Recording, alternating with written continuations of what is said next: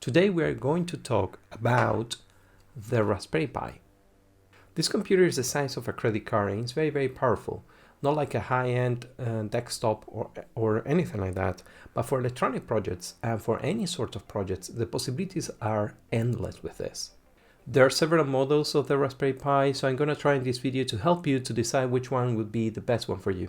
Also, we are going to see how to configure the Raspberry Pi to be used for tinkering.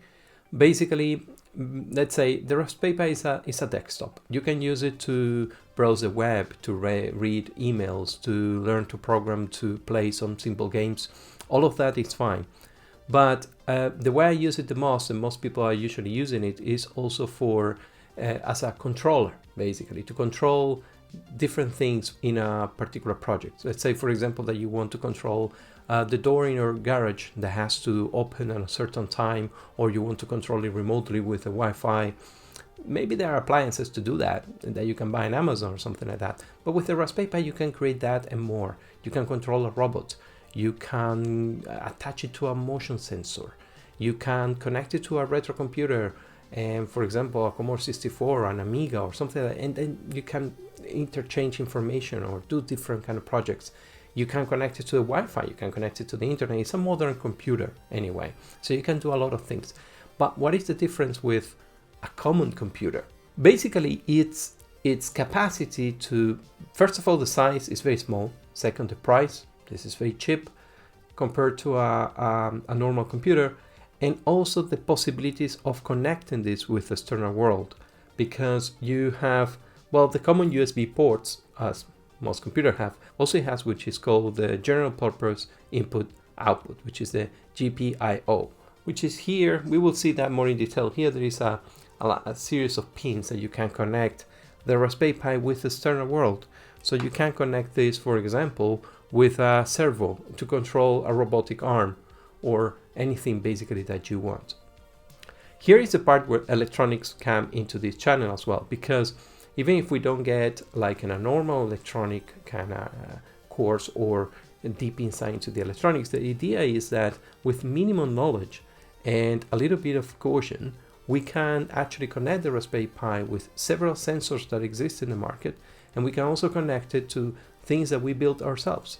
And then using the power of a normal computer and normal programming languages, for example, like Python or any programming language that we want, basically, and control the Raspberry Pi and interact with those projects. Let's see how to configure the Raspberry Pi, take a little bit of a look through all of them, and how to configure it for electronic purposes, basically for tinkering, for experimenting, to connect it to modules, to different kind of sensors and stuff like that. This is the way I use it. So this is a very personalized way of configuring this Raspberry Pi in the way I like. It doesn't mean it's the best way, it's just the way I found more useful for me. You at the end, by learning this, also will figure out different ways that might fit your needs. But this is basically the way I will be using also for developing different other videos for all the projects that we have here in the channel. Let's get into it. These are the Raspberry Pis that I have. I have two of these ones. This is the first model that I bought some time ago, years ago actually. I think it is called Raspberry Pi 1 Model B, I think, I don't remember. But anyway, this is very old. It has the normal SD card and two USB ports, type 2, and it has one network cable. It has no Wi-Fi and normal like HDMI output and micro USB for the power. Here this is the general purpose input output, general GPIO basically. Well, this is to connect to the external world. You can program these pins to actually receive data or send data. I wouldn't recommend to buy this model unless you want to collect them or something like that, but because it's very slow, it's a bit faulty in certain things. For example, if it's not properly grounded, so I have many issues sometimes with connecting a USB device or something that touched the ground and it basically short circuit and rebooted, and it got corrupted very easily, at least for me. Some people told me that they didn't ever had that problem. I don't know. Anyway, the thing is, it's a pretty old one. I will stay with B plus, 3B plus, because it has also the Wi-Fi. And this is very useful, so you don't have to plug a network cable to actually get the Raspberry Pi to communicate with the external world, because that will allow you to put this Raspberry Pi, for example, imagine in a robot or somewhere where you don't need that many cables and stuff like that. Anyway, the point is that this one has a bigger general purpose input-output port. They have more, and so you can connect more stuff. It has 4 USB 2 instead of 2. And for the rest, it's pretty much the same. Well, of course, it's faster, has more memory, and has a micro SD card instead of having the big one. And well, this is pretty cool. It's pretty fast for most of the things that we need to build, to be honest. You don't need a super strong computer to do, like, you know, controlling things or like for different electronic projects. This is more than enough. And you can still find them very, very cheap, new, completely new. The latest model, well, not the latest, but one of the latest is this one. This is I didn't bother to take out the case here. Anyway, this one is a Raspberry Pi 4. Well, it has a lot of improvements. It has 2 USB Type 3 and another 2 Type 2. It has 2 micro HDMI, so you can connect up to 2 monitors. The power supply is a USB-C. It still has, of course, the micro SD card, and the GPIO is exactly the same as the 3 model, the 3B or 3B plus. Also, well, it's faster, it has more memory. You can buy different models with more or less memory. This one that I have is the 4 GB one. And I mean, this is pretty fast. You can watch videos, you can do a lot of things with this computer. It's a good desktop. So you basically can do most of the things that you would normally do with a normal desktop, except very intense computing tasks, right? So, well, this is more expensive, of course, because it's one of the latest. And the latest one is something that they made that is very, very cool.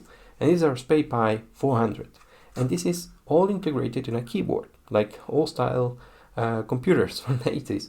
So basically you have here the same, the general purpose input-output port. Let's see if the camera focus here.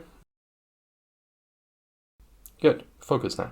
And then you have also the micro SD card, the 2 micro HDMI, the USB-C for power, 2 USB 3 and 1 USB 2, and the network cable.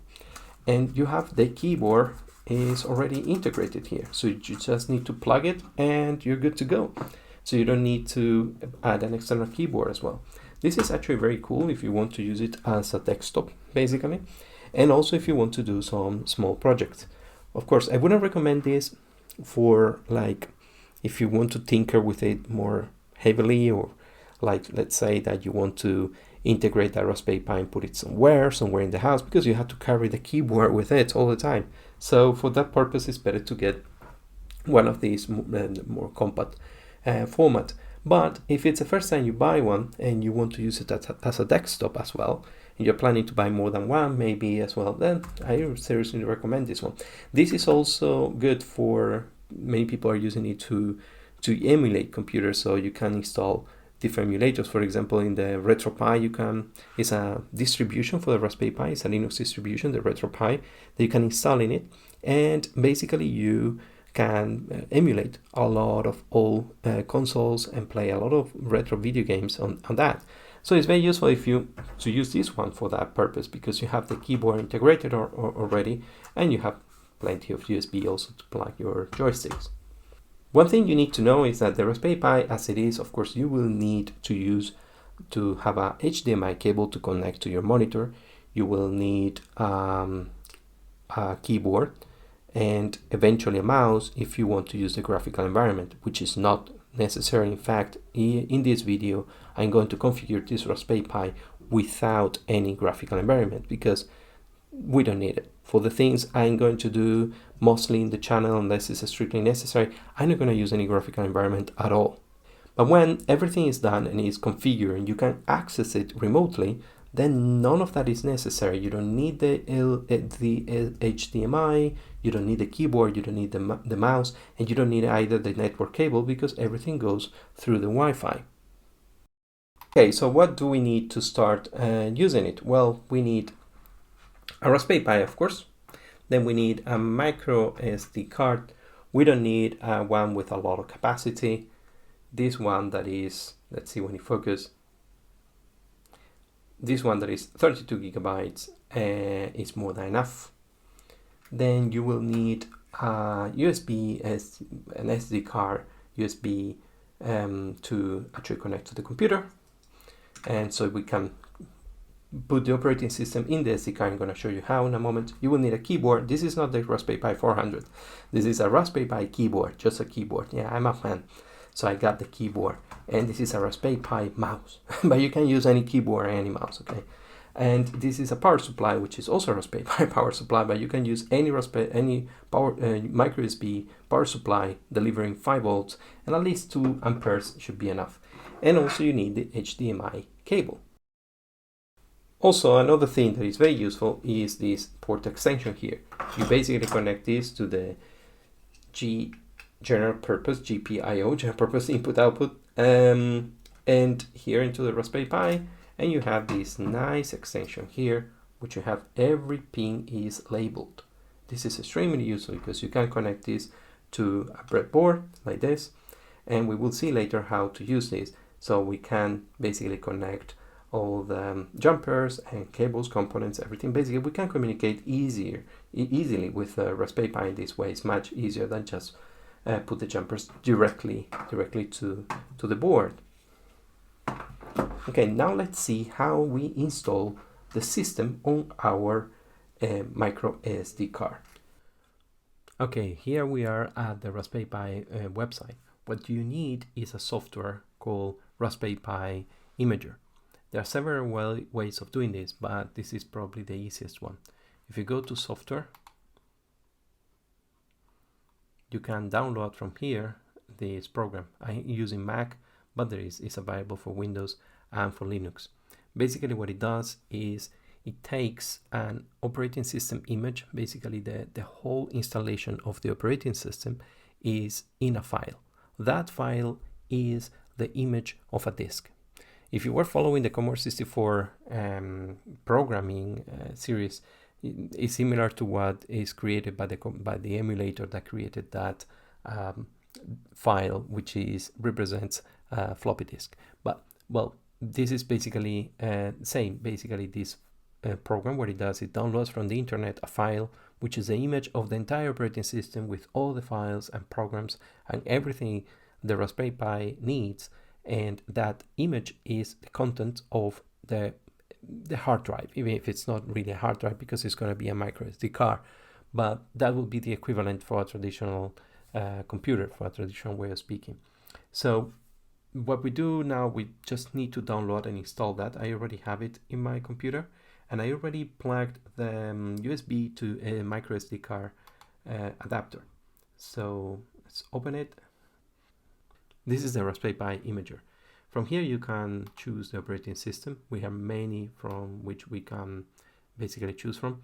And for example, remember I was talking about the Raspberry RetroPie to basically create an emulator for different retro gaming computers, and from there we can use it for that. But there are many other ones that, in case you want to give them a try. The official one is the Raspberry Pi OS, which before it was called Raspbian. So if you're looking for documentation or you want to Google through things related to the Raspberry Pi or issues you might have when you are using it, you can also use the name Raspbian, because that was the old name of the Raspberry Pi. So there's a lot of blogs and documentation there that even if it is a little bit old, is still very relevant. So you can find information through that. Lately, they changed the name into Raspberry Pi OS. So this is a desktop one. So install this one only if you want to use the Raspberry Pi also as a desktop computer. It means that you can browse the web, you can edit text files, you can, play some games or whatever. Basically, it's like a desktop. If you're planning to use it in that way and also to use it for different kind of electronic projects, then yeah, go ahead and use this one. But remember, if you install this one, you either need to always use the keyboard and the mouse and connect it to a monitor because you have a graphical environment there, or you can install a VNC server, which is basically a program that allows you to remotely see the screen of the Raspberry Pi in your computer. Or you can also follow the instructions that I'm going to show you here about how to install the Raspberry Pi for tinkering. So it doesn't stop you from doing everything we are doing right now, because even if the graphical environment is present, like in this computer, this Mac that I have now, I have a graphical environment here, it doesn't stop me from using a terminal, from basically accessing from the command line. So you can do that the same. For the purpose of this video and for the purpose of the usage that we are going to do here, we don't really need the graphical environment. So I'm going to go ahead and use other here, Raspberry Pi OS other. And from here, we get the light, because we don't need all the software that is there. So I just need the light, which is going to take less to download, and it's going to be everything. It's going to be faster, and we will just install the software that we need. So we also learn how to do that from the command line. So let's click on this. It's selected, and now we have to select the SD card.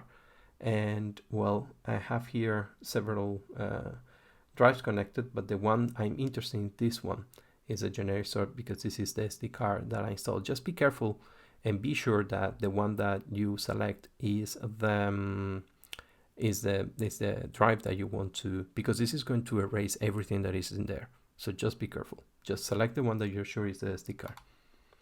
And it's gonna ask you for the administrator password, because it has to access the SD card at a low level.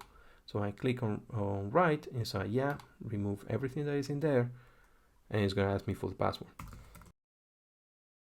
It's going to take a little bit of time, because it's going to basically download the image of the operating system, and then it's going to write that into the SD card, and then it's going to verify. So all this process, I really recommend to wait for the verification as well, even if we don't really need it, because the fact is, because you don't want to have an issue in the SD card or the image, and then later on when you install the system, then it crashes. So it's better you just do the whole thing and then you install it and verify. So just wait. Okay, this is done. Now we need to connect this SD card to a Raspberry Pi and connect the Raspberry Pi to the monitor, to the keyboard, and to the mouse. So here we are ready to start the Raspberry Pi. So the first time we started, is going to reboot, because it has to resize the file system. So I'm going to turn it on. And yeah, this is usually when you turn it on, you see this colorful screen. And let's wait a little bit. Yeah, resize boot file system, rebooting in 5 seconds. So you're going to see these the first time. And now it's rebooting. And yeah, here it is. This is what you will see in your monitor when you turn on the Raspberry Pi every time, basically, because what we have here also is the minimum, the light version of the operating system. So we don't have a graphical environment. So when this process and booting process is done, we will see the login, the prompt asking for a username and a password. Here we are. So now the default username is Pi, P-I, and the password is Raspberry. So everything is good. We just installed the operating system in the image of the card and boot for the first time. So right now, this Raspberry Pi has no connectivity at all. If we plug it into a network cable, and that cable was connected to the router of our internet at home, then if we have automatic IP configuration, like most houses have, then it will be connected automatically to the internet. But we want to connect it to the Wi-Fi. So I'm going to show you here a series of commands that you have to enter to configure this Raspberry Pi with the Wi-Fi. But also in this way, you're going to get a little bit of initial view of how the command line works and how those commands basically perform the different operations. I'm going to have another video about the command line, so if you have no experience on that, so all of this is going to become a little bit more clear. But for the time being, just if you follow the instructions, basically this all work the same. So the first command we're going to type is raspi config. But before we do that, we have to type the command sudo. Sudo, basically what it means is it's a command that executes another command as administrator. You remember that here we put first the login as pi. Well, every Linux computer has a root user, ROOT, which is the administrator of the computer. So that user has full power, can do everything on the machine. In the Raspberry Pi, you don't have that. I mean, you have it. It exists. It's there. But by default, you use a Pi user. Well, this user has been granted privileges to execute administrator tasks. But in order to do that, it has to call that particular command with the command sudo. So the system knows that that command that follows is going to be executed as an administrator. So in this case, because we want to change the configuration of the Raspberry Pi, so we need to run this command as administrator. So in this case, it's sudo raspi config, enter.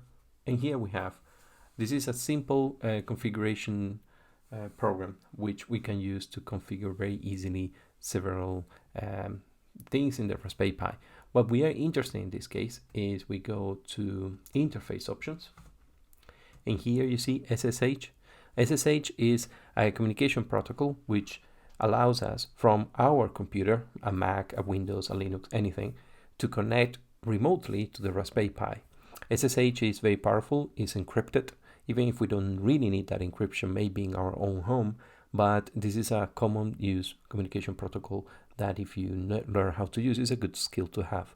So we can communicate through SSH from our computer to the Raspberry Pi. But before doing that, we have to go here, press enter, and enable it. So we say yes, and it's enabled.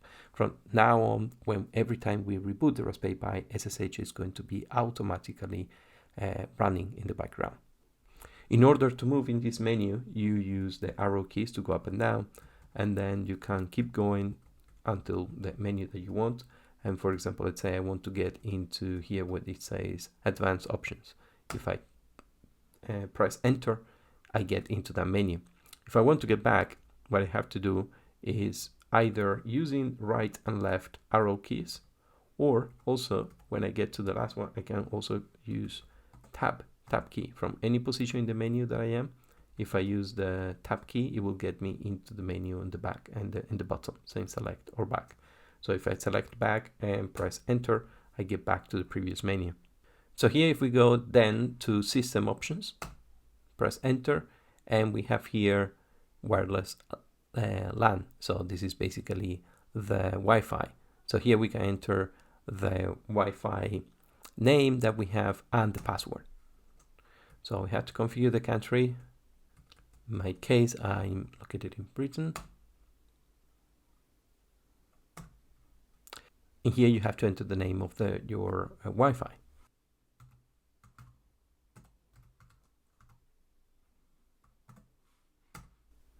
And you enter the password. Our Wi-Fi should be now configured, and so we go to finish, and would you like to reboot? And we say yes, and it will reboot. Okay, now we are back here. We just put our user, PI, and then Raspberry as a password. And we should have already SSH working and also our Wi-Fi configured.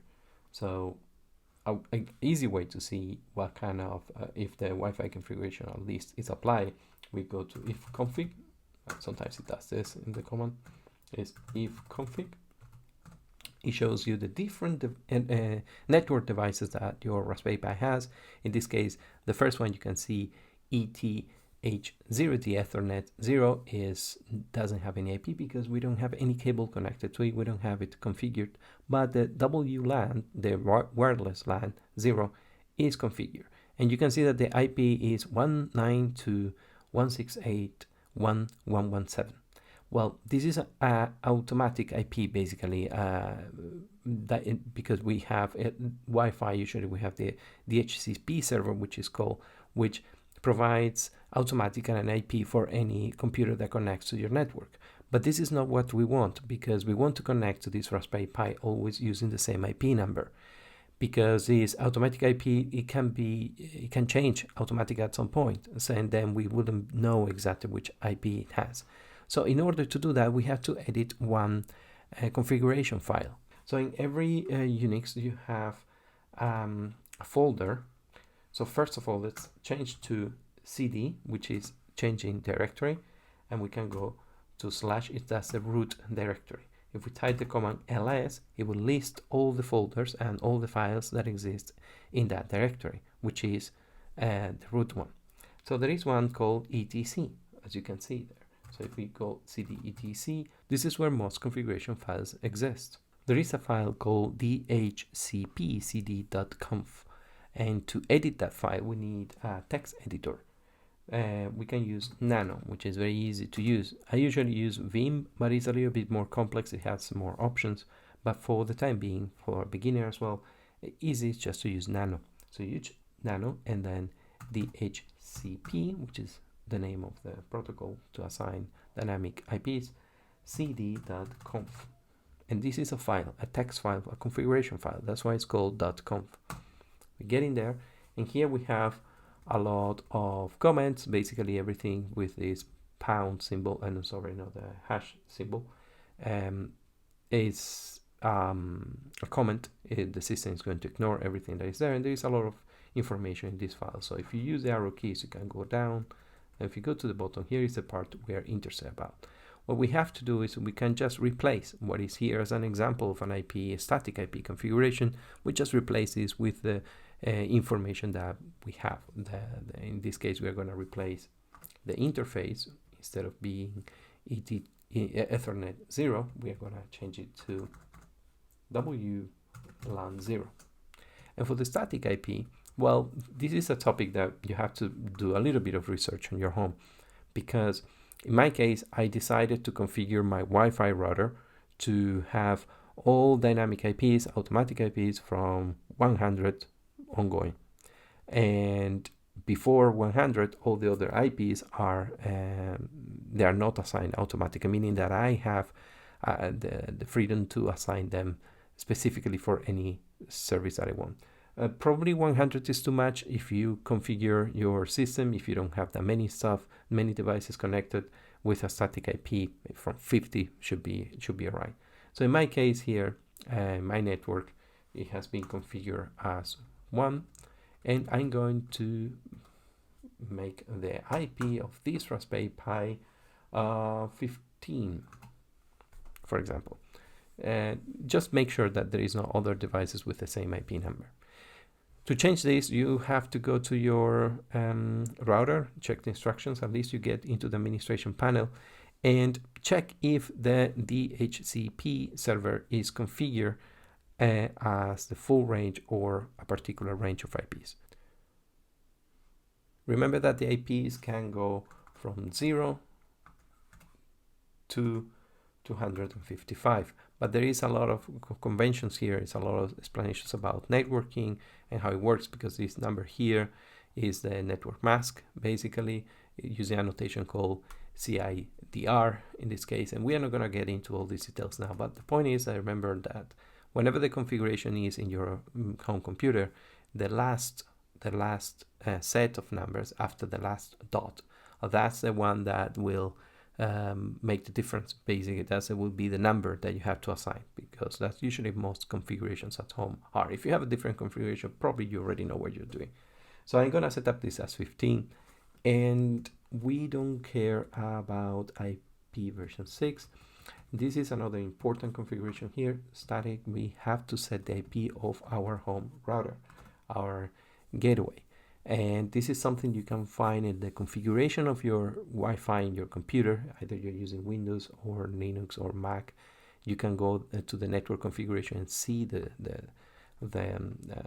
configuration of your network that was automatic, and it will probably show you a number like this or maybe like this.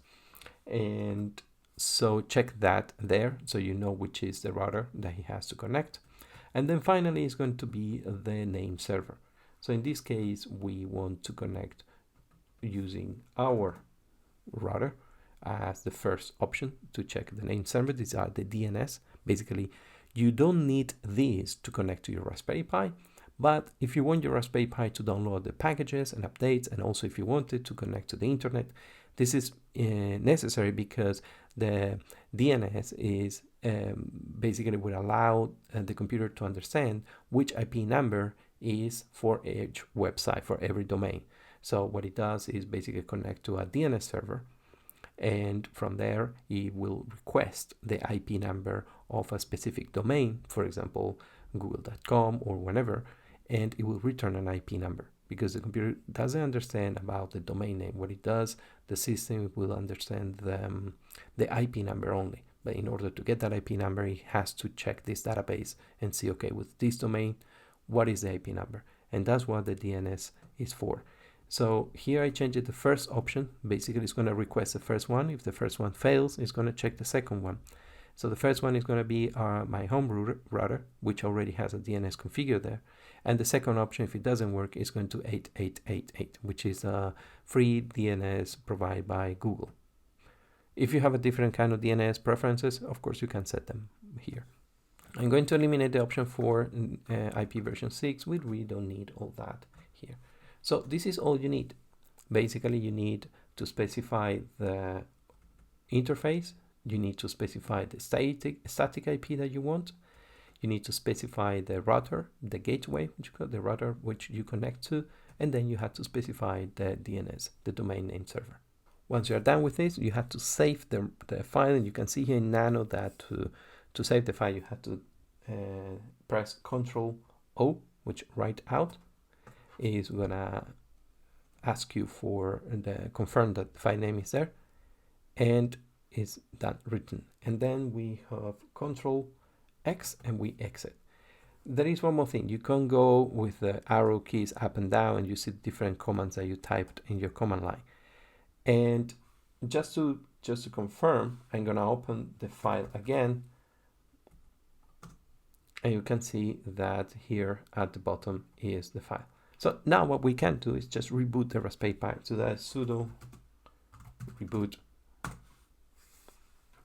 By the way, that command I said nano and dhcp-cd-conf, we were able to just type it directly and get into the configuration file. We were able to modify the file and save it. But in reality, the reason we were able to do that is because the Pi user has already a certain level of administration privileges. So we were able to edit that file without typing the command sudo in front of it. But usually that's the way you would do it. You type sudo, and then you type the command for the sudo nano and whatever file you want to edit, if it's a system file, because it was located in the etc directory. So now we type again pi and the password raspberry, and if we go again and type the command if config, here you see we have 192.168.1.15. Now we configured our IP to be a static IP to the number 15. With this, we can now connect from our computer directly into the Raspberry Pi remotely using a SSH. I'm going to show you now in a second. Okay, here we are. I'm going to show you now our Raspberry Pi is connected, and I'm going to show you how to connect remotely through SSH using your terminal. So I have a shortcut here. The terminal is here, but I'm going to show you where to find it. If you are using a Mac, you just go to Finder, and from there is a folder called Utilities in the application. But also you can just type, you can press Shift, Command, and the letter U, and you boom directly go to the utilities. Here there is a program called Terminal. You can just drag it into the dock and have it there. So I'm gonna execute it from there. The terminal, as you can see, is just this window with a prompt that you can just type commands in this prompt. And from there, we are going to connect to our Raspberry Pi.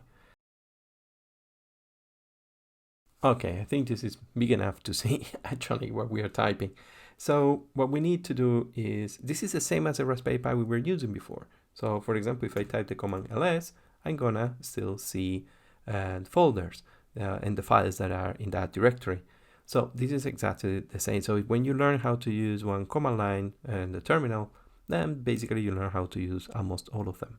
So to connect to the Raspberry Pi, we need to type the command SSH. This is the protocol that I said that we were going to use to connect to a Raspberry Pi, and then pi, that's the user, at and the IP that we configure, 192.168.115.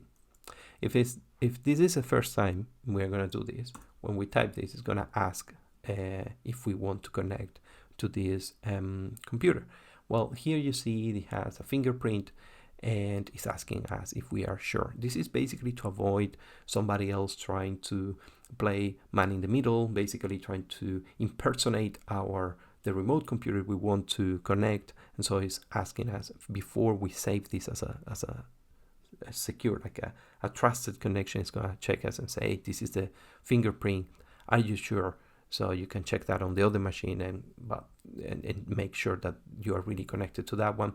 But we're not going to enter into this. It's our local network. No one is doing anything here. So we just type yes. And it's going to ask for the password. In this case, the same, Raspberry. And here we are. We are inside our Raspberry Pi. So if we type exit, we get out from that connection.